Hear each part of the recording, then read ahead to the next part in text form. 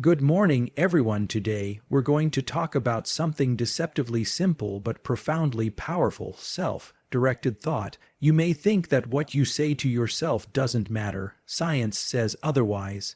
The phrases you internalize each day directly shape your neurochemistry, your mindset, and ultimately your outcomes. Here are 9 things you should tell yourself every single day, backed by biology, cognition, and behavior science.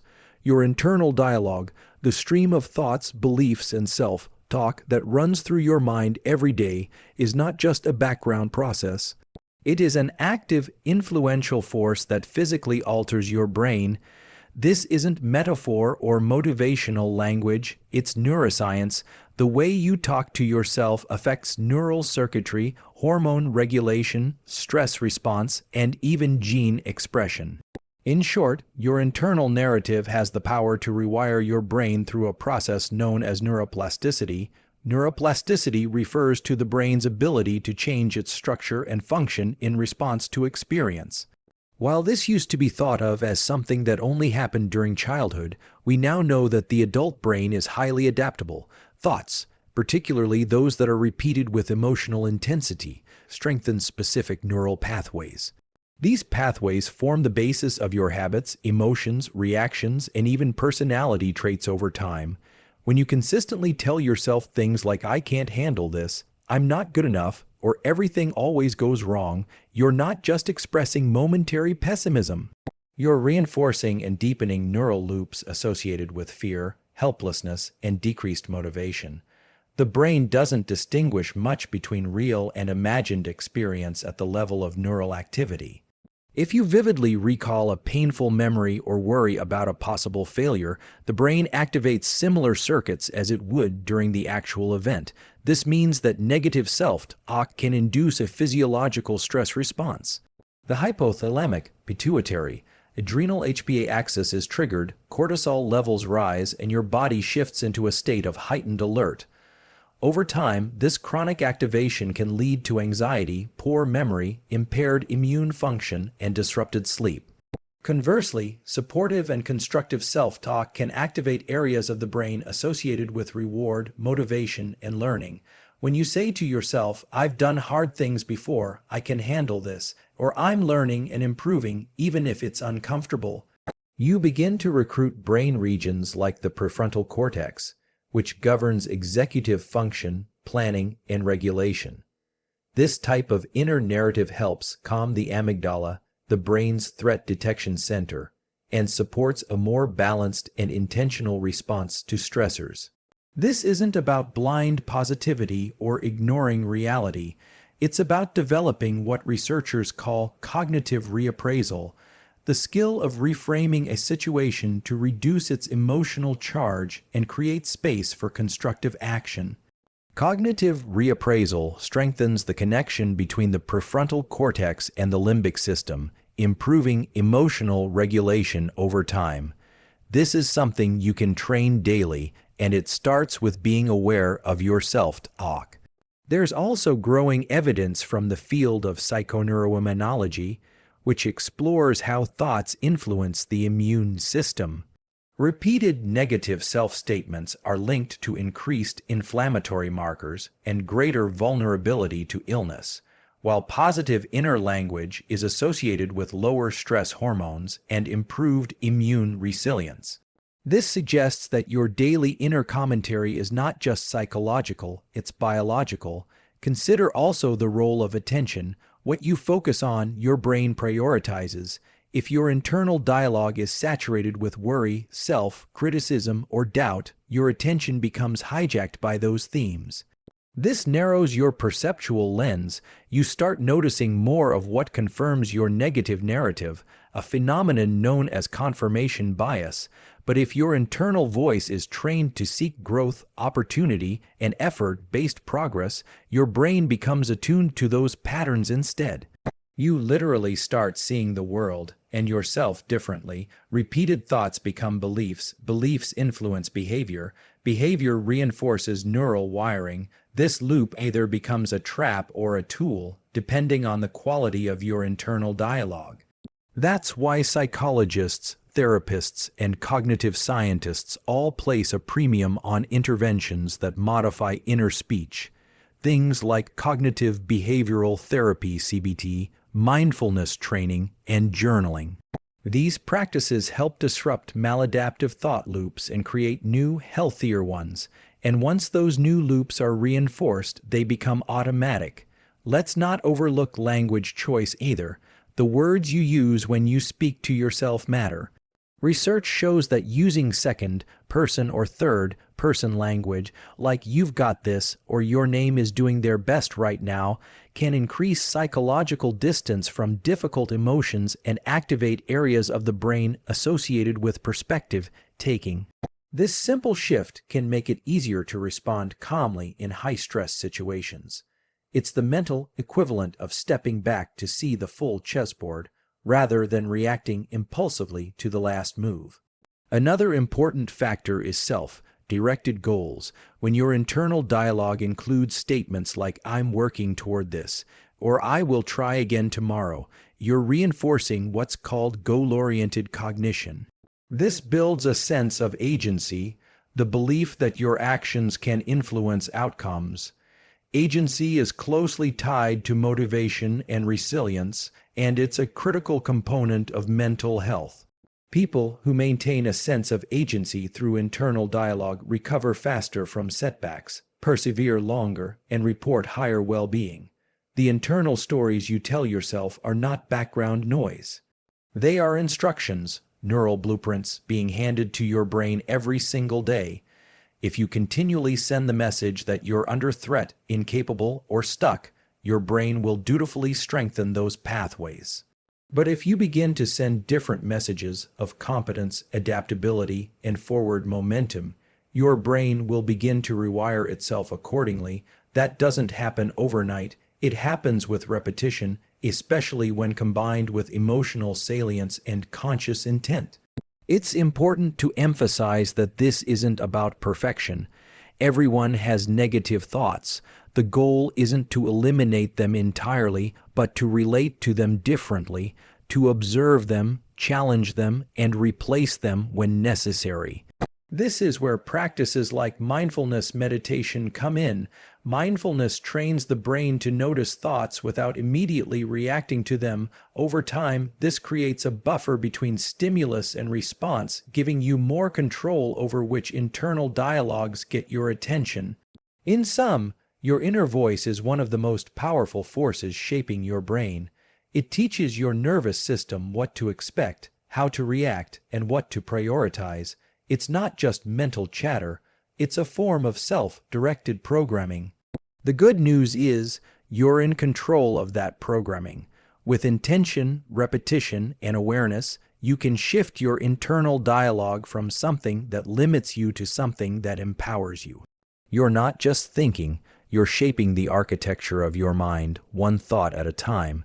Daily habits, especially those related to breathe, sleep, and attention, are among the most influential factors in determining your mental and physical state. While this may sound like an oversimplification, the evidence from neuroscience, physiology, and behavioral science is clear. The way you breathe, how well and when you sleep, and where you place your attention repeatedly throughout the day all send powerful signals to your brain and body. Over time, these signals accumulate, creating lasting changes in mood, energy levels, focus, immune function, and even the structure of your brain. Breath is perhaps the most underappreciated lever we have for regulating our nervous system. It is the only autonomic function, meaning it happens without conscious effort, that we can also control voluntarily. This makes it a unique tool for influencing how we feel in the moment and for reshaping the body's long-term stress response. Fast, shallow breathing tends to activate the sympathetic nervous system, which is responsible for the fight or flight response. While this can be useful in acute situations, chronic activation of this system is associated with anxiety, poor digestion, impaired immune function, and difficulty sleeping. On the other hand, slow, deliberate breathing, particularly with extended exhales, activates the parasympathetic nervous system, which is responsible for rest, digestion, and recovery. One of the most effective techniques to calm the body rapidly is the physiological sigh. 2 short inhales through the nose, followed by a long, slow exhale through the mouth. This pattern has been shown to reduce carbon dioxide in the blood, lower heart rate, and activate calming neural circuits in the brainstem. Practicing just a few rounds of this type of breathing can shift your internal state within minutes, making it a powerful daily tool for stress regulation. Over time, breathing practices can even change baseline levels of arousal and alertness. By engaging in intentional breathwork, such as box breathing, cyclic sighing, or coherent breathing, you train your nervous system to become more resilient and adaptable. That means you can stay calm in stressful situations, focus more effectively, and recover more quickly after challenges. These benefits don't require hours of practice. Just a few minutes each day of intentional breathwork can create measurable changes in heart rate variability, cortisol levels, and subjective well-being. Sleep is another foundational habit that cannot be overstated. Sleep is not simply a period of rest. It is a highly active physiological process during which the brain performs critical maintenance. Memory is consolidated, emotional experiences are processed, toxins are cleared from the brain, and hormonal systems are regulated. Inadequate or irregular sleep disrupts all of these processes, leading to cognitive impairment, emotional instability, immune suppression, and metabolic dysfunction.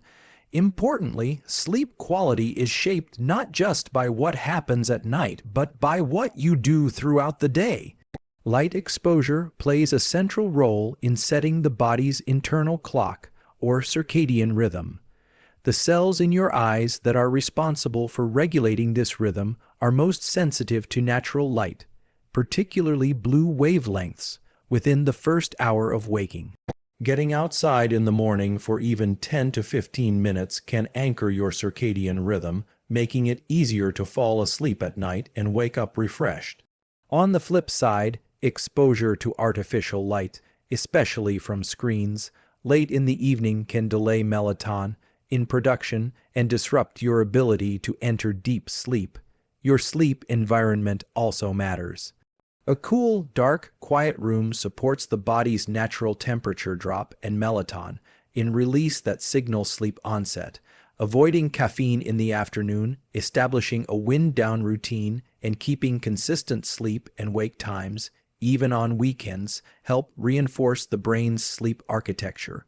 These are not simply lifestyle preferences, they are neurobiological necessities. Consistent, high-quality sleep supports memory, emotional regulation, creativity, immune function, and physical performance.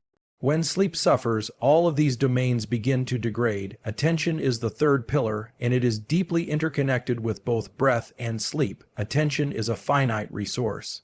What you focus on throughout the day shapes your perception of the world, your stress levels, your productivity, and your mental health. In an age of constant distraction, attention is under siege. Notifications, multitasking, and endless scrolling fragment our ability to sustain deep focus.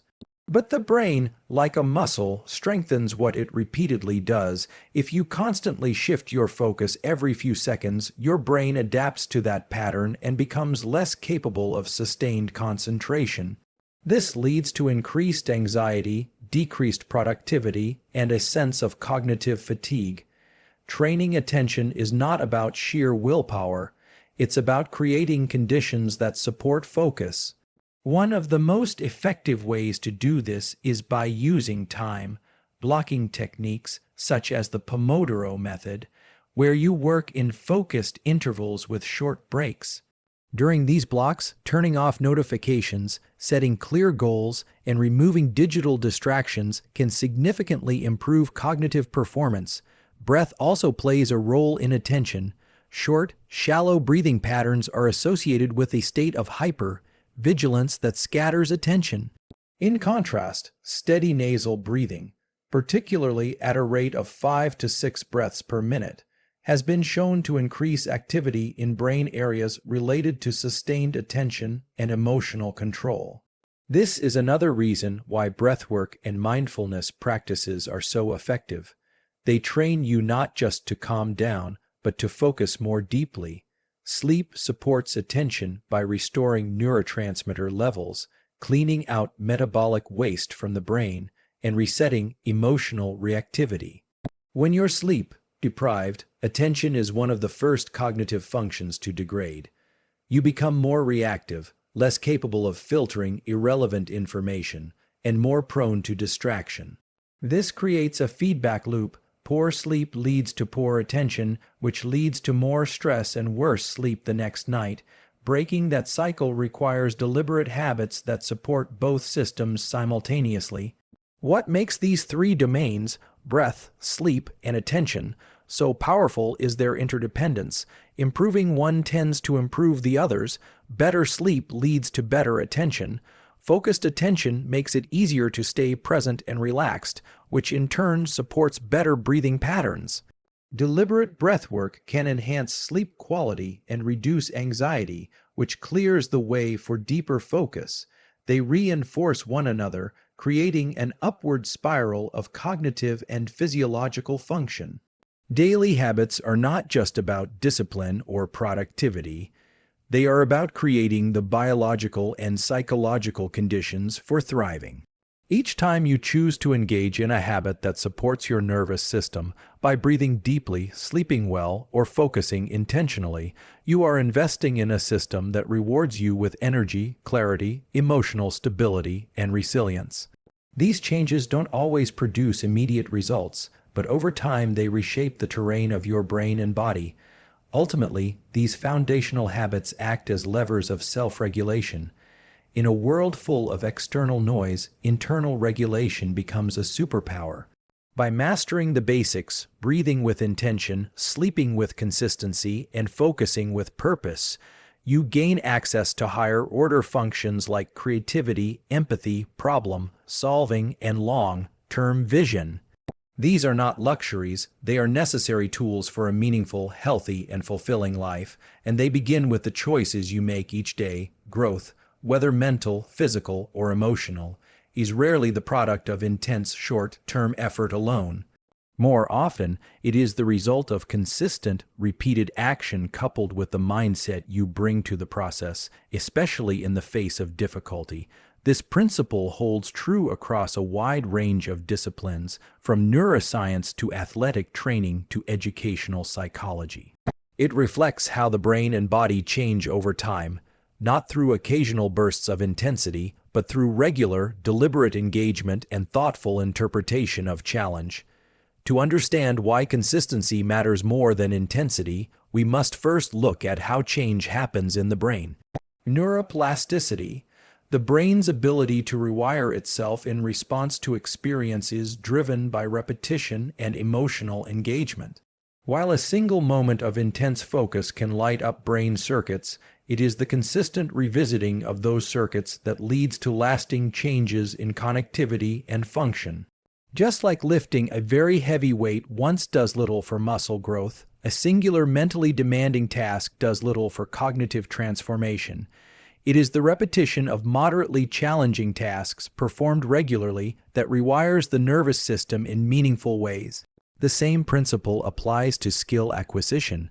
Whether you're learning a language, a musical instrument, or a physical skill like martial arts, the key factor is regular practice. Even short sessions, when performed consistently, have a compounding effect. This is known in psychology as the spacing effect. Learning is deeper and more durable when it is spread out over time rather than crammed into infrequent, intense sessions. Each time you practice, you reinforce neural pathways. These pathways begin to stabilize, making the skill more accessible and automatic. Intensity can spark initial motivation, but it is consistency that sustains progress and makes it permanent. Equally important is how you interpret challenges. Many people view obstacles as threats or signs of inadequacy, but a growing body of research suggests that interpreting challenge as a signal for growth activates more adaptive brain networks. This is the essence of a growth mindset. the belief that abilities can be developed through effort. People with a growth mindset don't just persist longer, they also engage more deeply with feedback, show greater resilience in the face of failure, and experience less anxiety around performance. From a physiological standpoint, how you interpret stress determines how your body reacts to it. Stress isn't inherently bad. What matters is whether you perceive it as harmful or as a necessary part of development. When you reframe stress as a sign that you are being stretched toward your potential, the body produces a more adaptive response, increased alertness, enhanced focus, and quicker recovery. This phenomenon is often referred to as eustress or beneficial stress. It's the kind of stress that athletes experience during competition or that students feel before an important test. When handled correctly, it can enhance performance and reinforce learning. This interplay between effort, challenge, and interpretation is especially evident in endurance-based activities. Marathon runners, for example, don't train by running marathons every day. Instead, they follow structured programs that gradually build capacity. They introduce manageable stressors to the body, allow for adaptation, and then increase the load incrementally. The same logic applies to mental growth. You don't need to overhaul your habits or mindset in a single, intense moment. You need to nudge yourself toward discomfort regularly, interpret that discomfort as progress, and allow for rest and integration. Another key factor is habit formation. Habits are built not by sheer force of will, but by consistency and context. The brain prefers efficiency. When it recognizes patterns that are repeated often, it automates them to conserve energy. This is true for both helpful and harmful behaviors. By repeating actions daily, you not only improve at the task itself, but also reduce the mental friction required to begin. This is how consistency becomes self-reinforcing. Over time, the action becomes part of your identity, not something you do, but something you are. This is where intensity can actually become a liability. Many people begin a new pursuit, fitness, meditation, journaling, learning a new skill. With a burst of energy and unrealistic expectations, they go all in, trying to transform overnight. But intense efforts that aren't sustainable often lead to burnout or disillusionment. When results don't come as quickly as hoped, the emotional cost of continuing rises. Consistent, incremental progress avoids this trap. It builds resilience and creates a track record of small wins, which can be motivating in a way that short bursts of unsustainable intensity can't replicate. In education, this principle is mirrored in what's known as desirable difficulty. Tasks that are slightly beyond your current level of mastery, challenging but not overwhelming, are optimal for learning. These are the kinds of challenges that require effort, attention, and adaptation, all of which drive neuroplasticity. But for this process to work, you must stay engaged long enough to experience the benefits. That requires a mindset that embraces the discomfort of not knowing, the patience to struggle, and the belief that the struggle itself is a sign of growth. Consistency also aligns with how motivation functions. Motivation is not a constant state, it fluctuates. Waiting for motivation to take action is unreliable. Instead, action often precedes motivation. By showing up regularly, even when you don't feel like it, you generate momentum. This momentum becomes a psychological and emotional cue that reinforces your identity and your commitment to the process. Over time, showing up becomes easier, not because the task itself has changed, but because your perception of effort has shifted. Moreover, consistency allows for better feedback. When you engage with something regularly, you gain more data points about what works and what doesn't. This iterative loop, pact, evaluate, adjust, is the essence of growth. It's how athletes refine their technique, how creators improve their craft, and how individuals transform their habits. Intensity doesn't allow for this kind of refinement because it's too brief and often unsustainable. Consistent effort, by contrast, creates space for learning and calibration. There is also a psychological benefit to doing something consistently. It signals to your brain that this activity is important.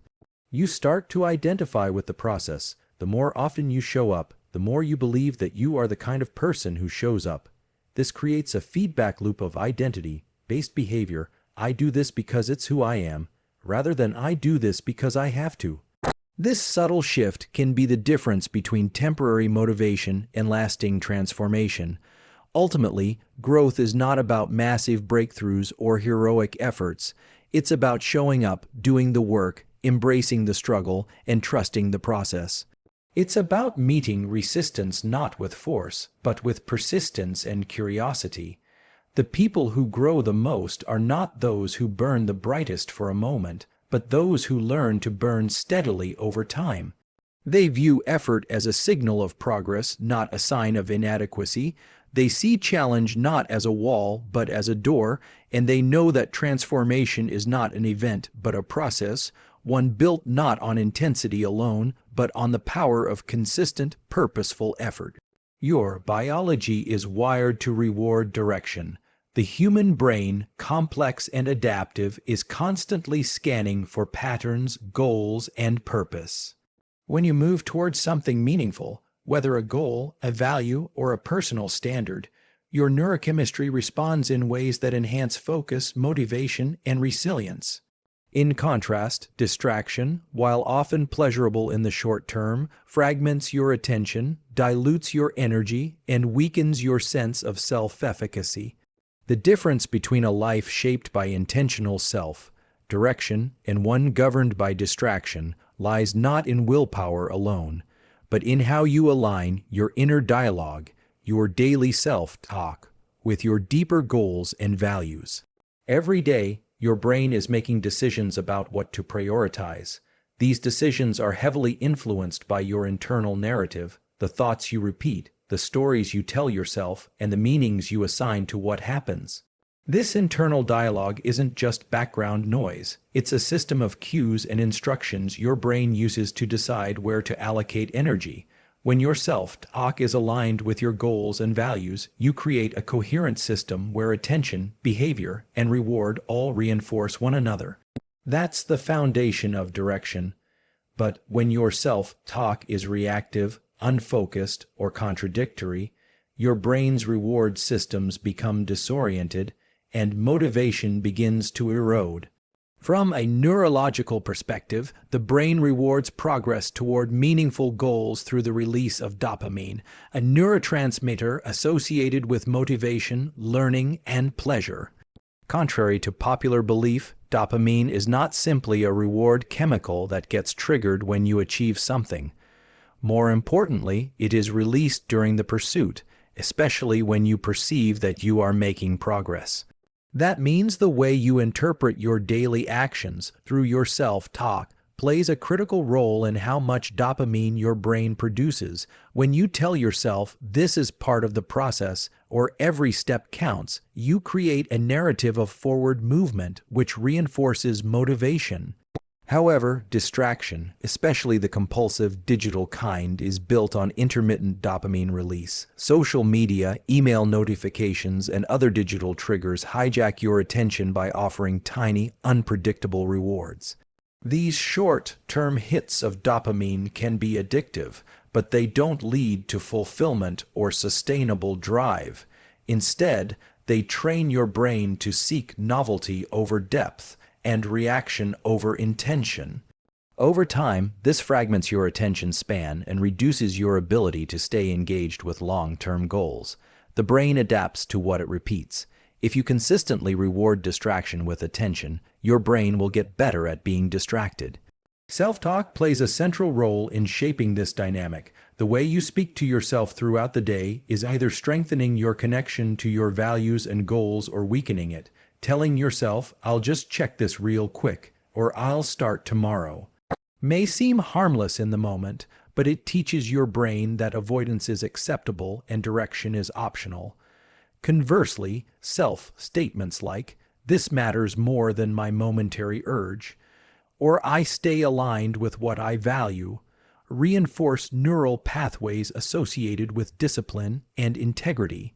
These aren't just words, they are neural signals that shape your identity and behavior over time. Values, unlike goals, are not destinations. They are ongoing, chosen qualities of action that serve as a compass. Examples include honesty, creativity, kindness, discipline, or courage. When your daily actions and the self-talk that precedes them are in harmony with your values, you experience what psychologists call self-congruence. This is the feeling of alignment between who you are and what you do. It's also closely linked to well-being, emotional stability, and long-term motivation. In contrast, when your actions violate your values, even in small ways, you feel dissonance, which can manifest as guilt, anxiety, or a loss of direction. Aligning self-talk with values starts with awareness. Most people have a constant inner dialogue running beneath the surface of their consciousness. These thoughts, while automatic, are not always accurate or helpful. Many of them are conditioned from past experiences, social pressures, or fear-based thinking. The key is to become an active editor of this dialogue. Begin by noticing the tone of your self-talk. Is it supportive or critical? Does it point you toward your goals or away from them? Does it reflect your chosen values or your temporary impulses? Once you become aware of unhelpful patterns, the next step is to redirect them. This doesn't mean engaging in blind positivity. It means creating statements that are truthful, empowering, and directional. For example, instead of saying, "I'm terrible at this," you might say, "I'm learning how to improve this skill." Instead of thinking, "There's too much to do," you might say, "I'll take the next step and that will build momentum." These shifts may seem small, but over time they rewire your attention, your emotional responses, and your behavioral tendencies. Another powerful practice is to anchor your day with intentional self-talk. This could be through journaling, affirmations, or simply taking a few minutes each morning to clarify your focus. Ask yourself, what do I value today? What direction do I want to move in? What inner message will support that direction? These questions help prime your brain to look for actions that align with your chosen path. It's a way of instructing your nervous system to reward discipline over distraction. Physiologically, this matters more than most people realize. When you align your self-talk with values and direction, you reduce cognitive dissonance, which in turn lowers stress. You also create a coherent sense of identity, which is a cornerstone of psychological resilience. When your identity is built on aligned action, you're less vulnerable to the emotional swings that come from external feedback or short-term outcomes. Your motivation becomes intrinsic. It comes from the satisfaction of living in integrity with your values. It's also important to recognize that direction doesn't mean perfection. Life is full of complexity and distraction is inevitable, but the key difference lies in how you respond. Do you use distraction as an excuse to give up or as a signal to refocus? Do you criticize yourself for being off course or gently remind yourself why your direction matters? These responses are also shaped by self-talk. By making your internal dialogue both compassionate and directional, you train your nervous system to recover faster, stay engaged longer, and perform better under pressure. Ultimately, your biology wants direction because direction signals survival and growth. In evolutionary terms, organisms that move toward goals, food, shelter, safety, thrived. That basic structure still governs your brain today. When you live in alignment with your goals and values, your brain rewards you with clarity, energy, and a deeper sense of purpose. When you drift into distraction, your biology becomes confused, scattered, and reactive. This is why shaping your self-talk is not merely a motivational exercise, it's a biological imperative. Each thought is a vote for the person you are becoming. Each statement you make to yourself is an instruction to your brain. Pursue this, ignore that, value this, let go of that. Over time, those instructions create neural architecture. That architecture becomes identity. And that identity shapes your future. So if you want to change your state, your habits, and your outcomes, start with how you speak to yourself. Make your inner voice your ally. Let it reflect the direction you've chosen, not the distractions you're trying to escape. When your biology is aligned with your purpose, every cell in your body becomes part of your momentum.